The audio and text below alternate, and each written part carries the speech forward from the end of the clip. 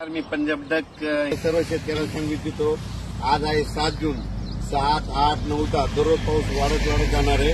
पण 12 जून ते 20 June heavy to heavy rain in Maharashtra, म्हणजे महाराष्ट्र सगळीकडे मुसळधार पाऊस पडणार आहे 12-23. म्हणून सर्व शेतकऱ्यांनी काय करायचं, शेतीचे काम आटपून घ्या. आज आणखी 2-3 दिवस देखील आहे, पण आज देखील राज्यात भाग बदलत पाऊस पडणार आहे, म्हणून हा अंदाज लक्षात घ्यायचा. त्याच्यानंतर 12 ते 20 पाऊस पडणार आहे. सगळ्यात जास्त पूर्व विदर्भ, पश्चिम विदर्भ, दक्षिण महाराष्ट्र, उत्तर महाराष्ट्र, कोकणपट्टी, खानदेश, मराठवाडा सगळीकडेच पडणार आहे. पण राज्यातल्या सर्व शेतकऱ्यांना सांगू इच्छितो की म्हणजे आज 7 जून पासूनच राज्यात, मी म्हटलं होतं ना 6 जून पर्यंत तुम्ही कामं आटपा. 7 जून पासून म्हणजे आजपासून बघा दुपारी 3च्या नंतर राज्यात ठिकठिकाणी पाऊस सुरू होणार आहे. काल देखील खूप ठिकाणी पाऊस झाला. नाशिककडे झाला, पुण्याकडे झाला, दौंडकडे झाला, आज देखील पहाटे सोलापूरकडे खूप झाला. असाच पाऊस काय होणार, दररोज वाढत जाणार आहे.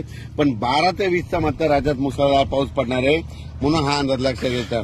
ज्यांचे कोणाचे आणखी थोडे कामं राहिलेले असेल, तुम्ही 11 जून पर्यंत 11-12 पर्यंत कामं आटपून घ्या, म्हणून हे अंदाज सगळ्यांना लक्षात घ्यायचा. आणि ज्यांच्या शेतामध्ये पेरणीसाठी ओल असेल तर तुम्ही 12 तारखेपर्यंत पेरू शकता. पण राज्यात मात्र तुम्हाला सांगतो की 12 ते 20च्या दरम्यान मुसळधार पाऊस पडणार आहे. पण आज 7 जून पासून राज्यात भाग बदलत पाऊस सुरू होणार आहे, म्हणून हा अंदाज लक्षात घ्यायचा. आणि यावर्षी बीड जिल्ह्यामध्ये जिथे छोटे तलाव आहे सगळे भरून खडे देखील फुटणार आहे. सगळ्या विहिरीमधून वरून पाणी वाहणार आहे, म्हणून हे बीड जिल्ह्यासाठी आनंदाची बातमी.